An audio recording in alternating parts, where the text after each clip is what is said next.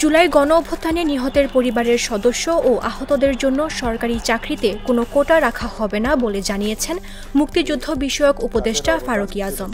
করে রাখার জন্য আমরা নানান উদ্যোগ আয়োজন রাষ্ট্রীয় ব্যবস্থা থেকে নেওয়া হচ্ছে। সোমবার সচিবালয়ে জুলাই গণঅভ্যুত্থানের জুলাই যোদ্ধা ও শহীদ পরিবারের জন্য মুক্তিযুদ্ধ বিষয়ক মন্ত্রণালয়ের গৃহীত কার্যক্রম নিয়ে আয়োজিত সংবাদ সম্মেলনে প্রশ্নের জবাবে উপদেষ্টা একথা জানান। জুলাই গণঅভ্যুত্থানে হতাহতদের পরিবারের সদস্য ও আহতদের জন্য সরকারি চাকরিতে কোটা রাখা হবে কিনা জানতে চাইলে মুক্তিযুদ্ধ বিষয়ক উপদেষ্টা বলেন, এই কার্যক্রমের ভিতরে ফ্ল্যাট দেয়া কিংবা চাকরির কোটা দেয়া এইসব বিষয় নাই। আমাদের মন্ত্রণালয়ের পক্ষ থেকে তাদের পুনর্বাসনের কর্মসূচিগুলো নির্ধারণ করা হয়েছে। সে অনুসারে মন্ত্রণালয় যাবতীয় কার্যক্রম গ্রহণ করবে। এই কার্যক্রমের ভেতরে ফ্ল্যাট দেওয়া বা চাকরির কোটা দেওয়া এসব বিষয় নেই। পুনর্বাসনের কর্মসূচি আছে, পুনর্বাসন নানাভাবে হতে পারে।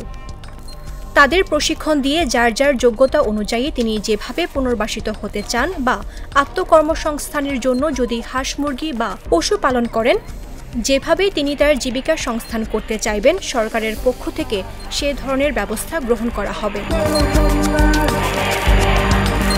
জুলাই যোদ্ধাদের সরকারি অনুদানের পরিমাণ মুক্তিযোদ্ধাদের সমান করে তাদের মুক্তিযোদ্ধাদের সমকক্ষ করা হচ্ছে কিনা এ বিষয়ে তিনি বলেন, মুক্তিযোদ্ধাদের প্রসঙ্গে এখানে না আসা উচিত। মুক্তিযোদ্ধারা মহান, তাদের অবদান অনস্বীকার্য।